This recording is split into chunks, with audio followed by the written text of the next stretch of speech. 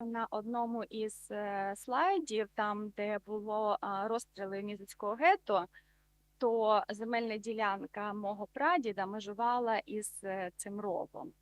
І це була земельна ділянка, на якій можна було випасати свою худобу, а не можна було випасати на якійсь іншій. І моїй бабці на той момент було 6 років. І коли відбувалися розстріли, то вона, власне, випасала своїх овечок, так, тому що тоді не корів якось тримали. І в мене була довгий час, Петро Сергійович знає цю історію, в мене довгий час була образа на одного із наших краєзнавців, науковців, я скажу науковців, так, коли він ще, моя бабуся була жива, і він вирішив зробити інтерв'ю, і коли вона розповідала не якісь нюанси розстрілу євреїв, бо дитині 6 років, а нюанси, як себе вела худоба, що її малу заставляли це робити, незважаючи на її вік. Отакі. І він сказав: я не отримав необхідної для мене інформації, тому що я хотів, щоб дитина, щоб вона розповіла, як там їх вели, як там їх ставили, чи я не знаю, що він хотів, як там стріляли, чи щось. А оце про те, до кого ми звертаємося, які наші джерела, і що з ними було на той момент, коли відбувалися якісь історичні події. А в свої дослідження я почала ще на меншому, ще на нижчому рівні, тому що коли я 10 років тому, до речі, був ювілей рубрики, яку я вела десь 9 років, бо останній рік я вже просто не могла її вести. Це була рубрика «Повернуті із забуття» в українсько-польському двотижневику «Волинський монітор». А чого я її почала вести? Через те, що коли працювала над дисертацією, то я опрацювала 1500 кримінальних справ. І моє дослідження вийшло на те, що найбільшою репресованою групою в 39-41 рік це все-таки були поляки на Рівненщині. І коли ти працюєш з кримінальною справою, від початку, від анкети і до кінця, ти ніби проживаєш історію тієї людини. І мені так дуже було прикро, що ці історії ніхто не знає. А іноді вони були варті якогось фільму, серіалу, а може це мав бути цілий якийсь цикл серіалів, я не знаю. І я їх почала просто записувати. А потім шукати якісь паралельні документи, і дуже часто цими паралельними документами, які синхронізувалися з кримінальними справами, це були анкети з архіву Гувера, які я дістала, тоді ще вони не були оцифровані, через нашого знайомого спільного науковця Девіда Макбрайта. І коли я побачила, що є дуже багато спільних сюжетів, тому що репресовані поляки через армію Антерса пройшли весь цей шлях, і потім були анкетовані. Тобто я мала кримінальну справу, і я ще й мала анкету цієї людини, і я могла співставити якісь факти. І коли опускаєшся на рівень цих людей, то з тобою відбуваються якісь такі переломні моменти, і потім вони десь в твоєму житті відгукнуться, обов'язково. Коли ми почали працювати над цією виставкою, я не думала, що воно відгукнеться мені настільки, особливо тоді, коли пішов воювати мій чоловік. Тому що коли ми знали, що він їде на схід, і я з ним прощалася в коридорі, а перед тим я в музеї грала роль жінки з долбунівської вчительки, яка прощалася своїм чоловіком, якого репресовували. То десь в той момент, коли я з ним прощалася, в мені промайнуло повністю, в голові прокрутився той сюжет, як прощалася ця жінка своїм чоловіком, а я це розповідала на нічній екскурсії. Я перестала грати цю роль, тому що я просто не могла, бо коли ти це все проживаєш, воно дуже так тебе глибоко чіпає. І, власне, якщо повернутися вже конкретно до моєї презентації, до теми радянського насильства в Західній Волині, то я стрілками. То тут просто для того, щоб ви розуміли, що таке Західна Волинь в 39-му році. І, власне, домінуючою національною групою це були українці, 69%, 15% це були поляки, євреї. Тобто три найбільші ці групи – це українці, поляки і євреї, трохи менше німців, росіян, і чехів, це по 1,5%. І зрозуміло, що мені теж здавалося, що там найбільше репресій буде, чи найбільше якихось насильства буде стосовно українців, але як я кажу, що з статистика і робота з кримінальними справами показала для мене дещо інше. Ну, можливо, для інших дослідників буде щось, тому що і обсяг кримінальних справ, які я мала за базу, це було 6 тисяч, які зберігалися в Рівненському обласному архіві, 12 тисяч зберігається в архіві Служби безпеки, які на той час не були так масово відкриті, та і в архіві не можна було працювати відкрито з кримінальними справами. Я зараз відверто зізнаюся, що я працювала, використовуючи своє службове становище. Ну, але завжди те, що заборонене, то те, напевно, найцікавіше і найважливіше.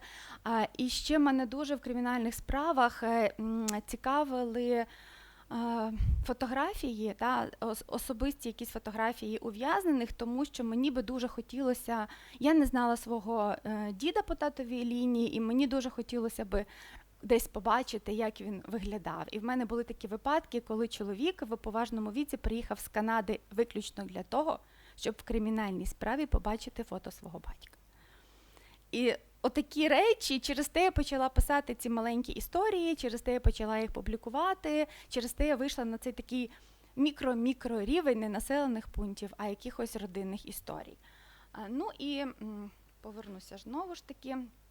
17 вересня 1939 року. Ми дуже часто на якихось на картинах, на полотнах, які зазвичай дуже масштабні, художників, бачимо, що це такий там часто сонячний день, усміхнені обличчя, як там люди зустрічають радянську армію. Але якщо брати документи, над якими я працювала в Києві, в архіві Служби безпеки, то це було болото, це був дощовий дуже вересень, ці всі танки застрягали, не все так воно там було швидко, але все-таки радянська армія готувалася, Червона армія готувалася до цього процесу, переходу кордону, і зрозуміло, що своїх планів було досягнуто. Власне, керувалися вони наказом номер 1 Північної військової групи Українського фронту, і це завдання цього миттєвого наступу, рішучого, як тут дуже гарна така термінологія, якби її проаналізувати. Вони все-таки здійснили цей наступ, і він був дійсно стрімкий.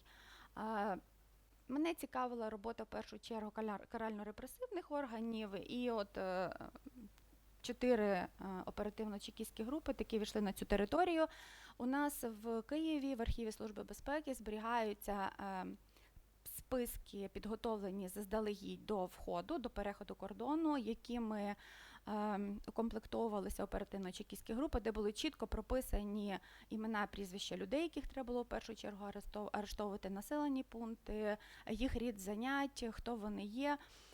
Я довгий час намагалася виділити звідти тільки жителів Волині, але це така товстелезна книжка мною оцифрована. Насправді на сьогодні я цю роботу все-таки закинула.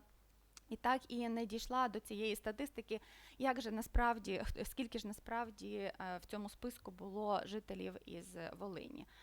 І зрозуміло, що найбільші втрати це були ті, хто охороняв польський кордон, це були копівці і полк Сарни. На сьогодні те, що є в офіційних джерелах, це 350 польських військовослужбовців, які загинули, охороняючи цей відрізок кордону. Не можна сказати, що це були прямо якісь кровопролитні бої, чи там якісь, тому що поляки не чинили фактично опору. Чому чинили в Сарнах? Тому що вони не отримали директиви, яка до них не дійшла, не чинити опір. Тому що була думка, що все-таки совєти йдуть на допомогу. В згадуваній праці, яку Петро Сергійович згадував, «Спектра», це чи не вперше я прочитала, що Рівне, Устилух і, здається, Володимир зазнали бомбардувань в перші дні вересня. Тобто все-таки ще була така думка. Поляки дуже часто, власне, в анкетах в архіві Гувера розповідають про цей спектакль, коли були літаки радянські, німецькі, потім радянські, одні одних там поганяли. І через те оце така дезорієнтація, чому йдуть совєти, все-таки була. Але мародерство почалися відразу. Є навіть згадки в документах НКВД про те, що З Рівного було 2 рейси до Києва, які організували радянські офіцери із шкіряними пальтами, з там якимись предметами, які можна було купити в магазинах. Ну, ви знаєте, оцей опис цієї сирени, яка ринула в польські магазини, крамниці, яка не бачила цього розмаїття товарів, вона дуже часто описується. Ну і насправді, я не пригадаю, може ви пам'ятаєте, жителька Мізоча, яка теж єврейка, яка написала книжку про Мізоч, не згадаю її зараз прізвище. Я зараз не можу згадати, вона теж описує ці сюжети, та, коли там радянська влада продемонструвала себе як мародери і грабіжники. Ну і, звичайно, десь це все мало жити, і буквально в перших там вересень, жовтень, листопад передавалися повністю приміщення. Ну а хто з рівнян або хто із тих міст, де базувалися польські військові формування, в Острозі в тому числі, це офіцери, які жили, в нас там це були зараз боси, та звідти виселялися родини, всі ущільнювалися, ну там розміщувалися. Відповідно, в нас в даному випадку в Рівному 36-та танкова бригада. Ну і, як ви бачите на слайді, кількість трофеїв, але ці цифри взяті із документів, які зберігаються в архіві Служби безпеки. Я їх сама не рахувала. Це такий набір, але він стосується виключно території Рівненської області. Але це те, що було обліковано. Що було не обліковано, то це теж маса предметів, маса речей. І, ну що тут казати, люди прийшли на те, що раніше не бачили. Ну і найбільшою проблемою, звичайно, для радянської влади, для Червоної армії і для війська це стала кількість полонених. Тому що директива про захоплення в полон була. Захопили полон понад 190 тисяч військовополонених, це дії були 5-ї армії, але ніхто не подумав про логістику, про харчування, про те, де їх будуть утримувати, в яких умовах, в яких таборах і що це загалом має бути. Ну і відповідно через відсутність умов вирішили, що частину місцевих можна відпустити, вони ніде не дінуться. Ну, це те саме говорили і про деяких євреїв, так, тому що там от вони були посібниками, це дуже часто можна зустріти в допитах в кримінальних справах, от вони були посібниками, вони співпрацювали з поляками, їх там треба десь арештувати, на що там місцеві НКВДисти казали, так де вони дінуться, ну, ми їх ще встигнемо. От, і один із варіантів це було частину відпустили, другий варіант намагалися зробити обмін. І є дуже багато документів, знову ж таки, в архіві Служби безпеки, де регламентувався цей обмін. Їх там по 10 чоловік мали водити через кордон, німці свого боку, значить, радянська армія свого боку. Ніде, тобто процедура була описана, де воно мало відбуватися, було описано, але жодних статистичних відомостей, чи це відбулося і скільки було таким чином обмінено, наразі я не знайшла не в наших архівах, не в архівах Києва. Ну і таке було найпотужніше, на думку радянських функціонерів, рішення – це створити табори польських військовополонених трудові для будівництва західноукраїнської дороги номер 1 НКВС. Ну і врешті дорога, по якій ми їдемо з Києва до Львова, це було творіння рук польських військовополонених, які одночасно співпрацювали з місцевими жителями. Це карта, яку я зробила, вона є в цій книзі про польських військовополонених. Ну і, власне, я нарахувала 16 табірних пунктів табору цього НКВС номер 1, розташувала їх так, як вони знаходилися. Бачите, є в стороні в Острозі табірний пункт. Ну і, власне, теж в спогадах військовополонених є історії про їх перебування в табірних пунктах, тому що, як зрозуміло, це були поляки-вихідці із центральних регіонів Польщі. Вони були призвані в серпні місяці, відповідно, жодного зимового одягу в них не було. І, власне, моя улюблена історія з цієї книжки про Кароля Білякова, який, попавши в табірний пункт, він просто почав бунтувати і казати, що я пішов в одній сорочці. Ви мене захопили, уже зима, а жодного одягу мені так ніхто і не дає. Ну і Історію, власне, про табірні пункти НКВС, які діяли на території Західної Волині, можна знайти фактично лише із тих небагатьох кримінальних справ, які зберігаються і в нас в Рівненському архіві, і з історії цих людей. Тому що якогось цілісного документу чи якоїсь статистики я фактично не знайшла в наших архівах. І те все, що я витягнула, це було фактично з тих кримінальних справ. І з справ на місцевих жителів, які теж працювали на будівництві цієї дороги, але вони іноді умудрялися допомагати полякам втікати, або вони умудрялися створювати підпільні якісь групи, які планували боротьбу з радянською владою. Ну і одна із книжок присвячена польському підпіллю, де також були залучені ці українці, які співпрацювали із поляками. Ну і одна із форм цього насильства, як на мене, це все-таки цей плебісцит 22 жовтня 1939 року. І, власне, я так думаю, що це основна тематика, яка в анкетуванні Гувера і цікавила, да, тому що найбільше питань вони стосуються оцих виборів. І те вже, як вони відбувалися, тут я навела цитати, власне, із тих анкет. Можна прочитати в багатьох анкетах, що це було жодним чином не вільне волевиявлення. Особливо постраждали в цьому процесі поляки, які повернулися з фронту, які були морально розбиті, які не хотіли брати участі, але це нікого не цікавило. Їх фактично під конвоєм заводили на наступний день і або до відділку НКВД, або все-таки вчинити голосування. І цього є дуже багато, насправді, що можна прочитати, і як відбувалося, і що було б з тими, хто відмовився взяти участь у виборах. І оте, як різні національні групи брали участь у виборах і як реагували. Хто ходив з радістю на ці мітинги, а кого заганяли примусово.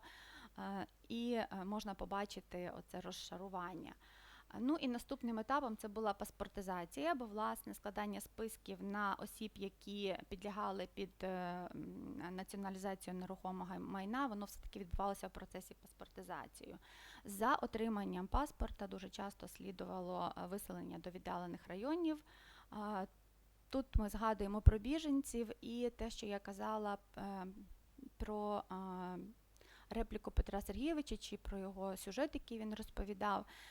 Дуже часто, якщо ми говоримо про Дубно, про Костопіль, про те саме Рівне, коли виселяли біженців, місцева влада зверталася, чи місцеві навіть якісь установи зверталися до місцевої влади з проханням залишити тих чи інших фахівців.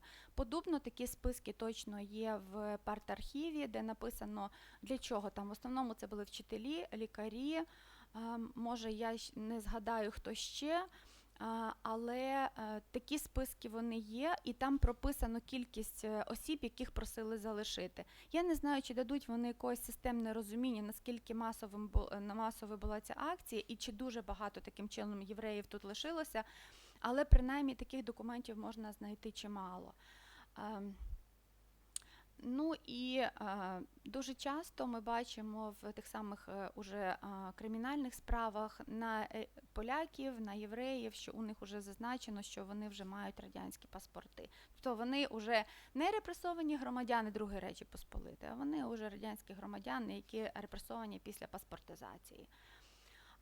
Облік, приписка і реєстрація військовополонених – це ще один етап, на якому виявляли тих, хто не попав там в перші місяці під репресії, під арешти, але кого треба було якимось чином виявити і вичистити. І почався цей процес 8 березня 40-го року. От ви бачите, що 316 тисяч призовників і військовозобов'язаних з 1890 по 21 рік народження мали пройти через цей процес.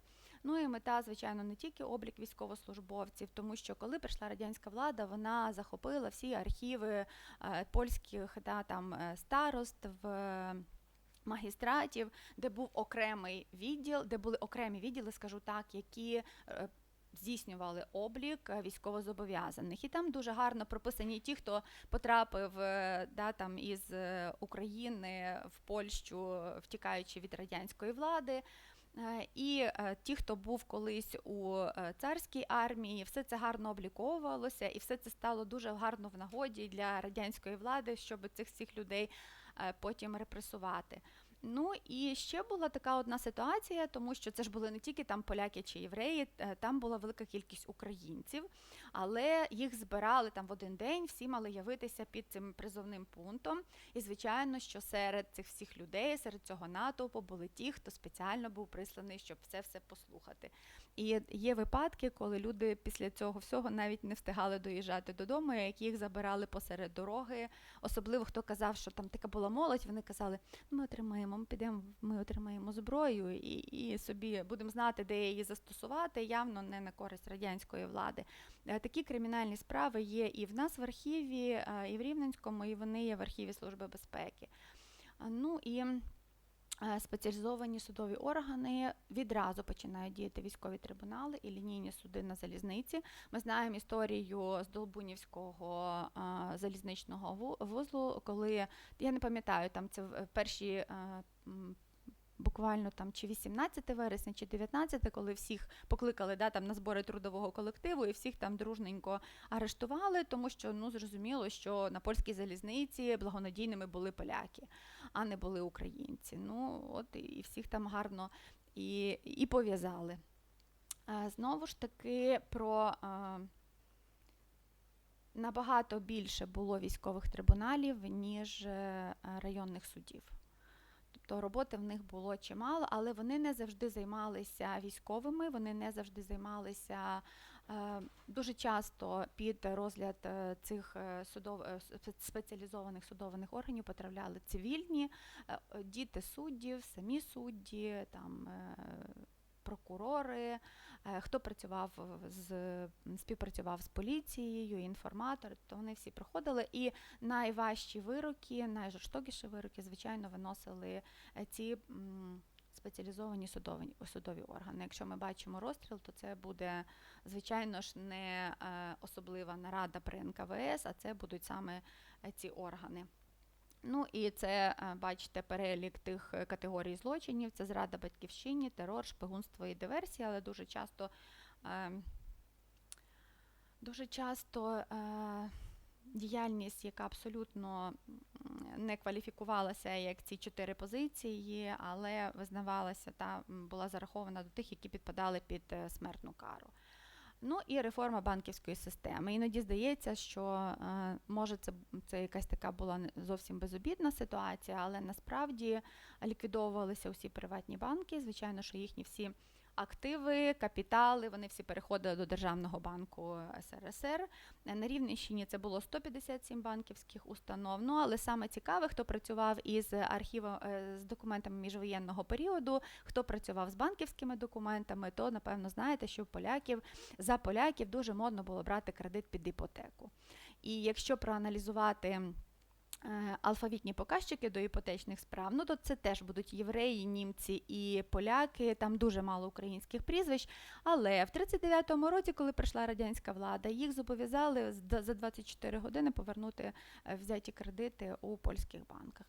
Або це кредит під заставу нерухомого майна, або ти автоматично позбувався свого нерухомого майна. І видача вкладів в межах 300 карбованців, скільки б ти не вклав, взяти ти міг тільки 300 карбованців. Звичайно, що ця ситуація породжує зубожіння, породжує масову спекуляцію. Власне, це будівля банку польського, який потім став радянським банком, а потім став Національним банком. Тепер у нас традиційно в таких будівлях знаходиться суд. Перехід на радянську валюту – це була так всі стало. Перехід на радянську валюту, знову ж таки, це один із етапів масового зубожіння і спекуляції. І знову ж тут фігурує сума в 300 злотих, я не знаю, як вони її визначали. І розпочався він 21 грудня 1941 року, 1941 21-го року, і курс був 1:1. Ну і знову ж таки полякам доводилося продавати просто свої речі, особливо тим полякам, які планували десь нелегально перейти через кордон. Це їх дуже часто видавало, бо вони продавали меблі, продавали одяг, продавали посуд. Ну і, звичайно, добрих сусідів завжди зацікавлювало, а чому б це вони почали спродувати своє майно. І таких теж є з десяток кримінальних справ, коли людей після цього продажу арештовували, з'ясовувалося, що вони готувалися до нелегального переходу. Дуже часто це були жінки репресованих польських офіцерів. Знову ж таки, біженці, які прийшли сюди, і це в переважній більшості євреї, вони теж дуже часто не могли влаштуватися на роботу і теж виживали виключно за рахунок продажу того майна, яке їм вдалося перетягнути через кордон. Так. Ну і тут в мене один із способів заробітку – проведення через кордон співвітчизників нелегалів. Це був один із популярних, але дуже ризикованих способів заробітку. І ціна за одного нелегала сягала 2000 карбованців. Ну, тобто ризик, може, і виправдовував ту суму. Знову ж таки з'явилася 14 грудня 1939 року постанова про виплату пенсій пенсіонерам бувшої Польщі. Ну і ви бачите тут всі категорії, які лишилися без засобів на існування. Воєводи, ксьондзи, військовослужбовці, жандарми, землевласники великі, прокурори, судді, ну і державні службовці. Знову ж таки, якщо проаналізувати, то в більшості випадків це стосується місцевих поляків. Суїциди і психічні розлади. Тобто, якщо ти ще й невдало здійснив суїцид і лишився живий, то в тебе були всі шанси потрапити бути арештованим. І таких випадків я знайшла в нашому архіві 2. Це був один осадник, до якого приїжджав представник заготівельного пункту і казав: та віддай же, та віддай. Він так прямо каже: він до мене приїжджав через день, він казав: та віддай мені ту корову, ти все рівно, тебе там через якийсь час виселять, ти її все рівно лишиш там задарма, а так мені хоч за якісь копійки віддасиш. Ну і він намагався вчинити суїцид. Знову ж таки, невдалий. Я не знаю, що з ними було, що в них були за невдалі суїциди, але Броніслав Горбатовський теж був арештований за спробу невдалого суїциду. В даному випадку він хотів лишитися з родиною, але до нього дійшла інформація, і знову ця інформація, знаєте, одна баба сказала, а тут сказали, що будуть виселяти чоловіків окремо, а жінок окремо, без родин, а він так не хотів, ну і врешті все рівно лишився сам, ну того, що арештували за невдалу спробу суїциду. Дуже така трагічна історія Парасковії Багринівської, це голова Союзу українок Волині. Ця родина жила на орендованій квартирі в центрі Рівного, і мені довелося брати інтерв'ю в однієї кардіологині з Рівного, такої дуже поважної пані. Вона дуже згадувала про Парасковію Багринівську, в них з чоловіком не було дітей, тому вона в них така була мала, і вона була улюблениця.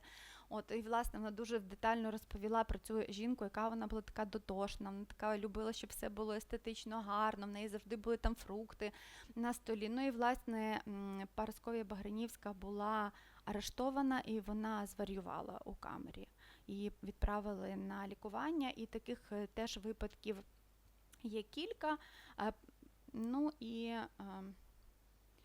акції з примусового виселення, те, що вони почалися в лютому 1940 року, стосувалися осадників. Це, напевно, була така одна із найжорстокіших акцій, тому що вона проводилася в лютий мороз, людей повантажили в вагони, і вони там сиділи кілька діб, поки довозили всіх інших, без їжі, в холоді повному. Ну, ви розумієте, що таке товарний вагон, і у Львові можна його побачити в території терору. У квітні це були адміністративно вислані, тобто це були в більшості жінки з дітьми, чоловіки, яких були вже арештовані. І оце ця історія цієї вчительки з Долбунова Вацлави Цалової, яку я намагалася відтворити в нічній екскурсії, тому що це дуже трагічна історія. Вона була вчителька, її чоловік був державний службовець, і я спочатку не сообразила, що це чоловік і дружина, тому що він був Цала в документах, а вона була Цалова. І тільки коли я потім прочитала її листи до учениць з Долбунів, уже коли вона пройшла через це пекло і потрапила з армією Андерса, вона, по-моєму, в Британії померла, це подружжя дуже довго чекало на дітей. І так ставалося, що тих дітей в них не було. І коли в них нарешті народилася довгоочікувана донька, починається оце все пекло. І вона в своєму цьому описі вона пише, що найбільше, що я боялася, це втратити цю дитину, яку стільки чекала. Вона дуже детально описує, як відбувався арешт її чоловіка, коли їх в квартирі розвели по різних кутках і не дозволяли сказати один одному жодного слова польською мовою, і не дозволяли взагалі обізватися. І вона описує, як вона на нього дивилася, розуміючи, що це останні хвилини їхнього спільного подружнього життя. І врешті вона відправляється в квітні 40-го року зі Здолбунова до Казахстану, і вона таки втрачає ту дитину. Більше з чоловіком вона не зустрілася ніколи, хоч були такі випадки, коли родини об'єднувалися. В неї не було більше дітей. І в своїх листах до учениць, любих учениць, як вона їх називає, вона писала дуже багато. А в Здолбунів вона пише про те, що вона вирішила віддати своє життя, своє існування для дітей, які втратили батьків. Тобто вона опікувалася сиротами. Ну і кінець червня, початок липня – це спецпоселенці-біженці, про які вже ми згадували неодноразово. Євреїв-біженців відправляли в індустріальні, можна так сказати, регіони України. Це на Дніпропетровщину, це Донеччина. Зрозуміло, що євреї були вільних професій. Вони не звикли працювати, наприклад, скажімо, там в шахтах чи ще де-небудь. І багато з них почало повертатися. Я зараз не пригадаю, я знаю, що ім'я було Ервін, але прізвище я не пригадаю. В цю хвилю потрапив піаніст з Австрії, єврейський, який як біженець приїхав до Рівного. Він тут був арештований і потрапив на Дніпропетровщину. Він повертається і звертається до місцевої влади, щоб отримати дозвіл на повернення в генерал-губернаторство. То людина мала порівняння, знала про те, що роблять з євреями там, ну і він вирішує повернутися, але відразу після того, як він написав цю заяву, його на другий день арештували, він помирає у в'язничній камері, того, що підірвав він здоров'я все-таки на тих роботах, де він був. Тому долі бувають різні і долі бувають дуже трагічні. Ну і травень-червень 41-го року – це сильно поселенці, а тут переважно це українці. Чому кожна із груп мали різну назву? Це власне для того, щоб карально-репресивні органи в своїй документації могли розуміти, коли вони потрапили на виселення, до якої категорії вони належать і що з ними далі робити. Ну і, власне, це така статистика з 10 лютого, власне, 40-41 рік, з усіх територій приєднаних депортовано 1 мільйон 200 тисяч осіб. Ви бачите, що більше ніж 30% із тих, хто був депортованих, загинули. Але це переважно люди похилого віку, діти, ну і ті, хто мав якісь проблеми зі здоров'ям. Дуже багато є інформації про те, як перевозили жінок. Власне, це ця друга хвиля, яка була в квітні місяці. Це вагони йшли із різних залізничних станцій, зокрема з Рівного, через Долбунів. У Києві їх доукомплектовували, і такий там потяг із 22 вагонів відправився до Казахстану, де були фактично одні жінки і діти. Ну і смертні вироки – це така дуже, я не знаю, як сказати про цю постать. Це ксьондз Зентара, якого розстріляли в Рівному, але розстріляли його ще із Вітольдом Лязуриком, мати якого була вчителькою музики в одній із рівненських шкіл. Але тут такий парадокс, що ксьондз Зентара був страшним антисемітом. Історії про те, що католицька церква не любила євреїв, особливо ця історія в нас є в Яновій долині, коли прям там місцевий ксьондз писав газету, вона таки називалася, по-моєму, Янова долина, яка видавалася в міжвоєнний період. Він дуже любив розказувати там в статтях про Гітлера, який той молодець, який то, от він знає, що робити з євреями. Самої газети я не знайшла, вірніше, його статей в газеті я не знайшла, бо газет є тільки по-моєму, 2 чи 3 примірники в архіві, але ці статті його там звідкись переписані, прямо в кримінальній справі є вони, ну, так переписані статті від руки. От, ну, Станіслав Зентара, він розробив для Польщі програму, як позбутися від єврейського населення. І оця ідея передіти їх в селянський одяг і випхати копняками на радянську територію, це, власне, його. Якщо ви десь зустрінете цю, то це будете знати, що це автор, саме цей ксьондз, він... Я не знайшла про те, що він був священником в костелі, але я знайшла про те, що він викладав відповідні предмети в школі. Ну, але острозький ксьондз Ковалів все-таки каже, що він був діючим священником і що він як там здійснював ці богослужіння у нашому Рівненському костелі. Ну і розстріли в'язниць у червні 41-го року. Як ви бачите, що це Луцьк і Володимир Волинський, це найбільша кількість розстріляних, які перебували у в'язницях на початок німецько-радянської війни. І у в'язницях на той момент перебуває 72 768 осіб, але знову ж таки, хто працював із документами карально-репресивних органів, то там дуже складно в чомусь розібратися, бо там є перший раз арештовані, другий раз арештовані, переведені, і вони там етапом оце йшли, і дуже важко іноді зрозуміти, коли і куди їх переводили, і оцей сам процес, коли змінюється кількість ув'язнених у в'язницях. І фактично ці цифри, вони подані по факту, тих, кого ексгумували. Або тих, які є достовірні документи, які підтверджують цю кількість. Ну і, як я завжди кажу, ті, кому на життя. Це 2 приклади. Це Февронія Пендюк, яка була модисткою, якій вдалося вижити в розстрілі Дубенської в'язниці, і Валентина Лепешкевич, яка потім лишила, ну я не знаю, чи можу так сказати про твір про в'язницю, але він дуже такий емоційний, це Різдво в'язниці. Якщо у вас буде можливість, то вона стала письменницею, вона по-моєму, померла за кордоном, прожила, не знаю, наскільки там щасливе життя, але таким чином.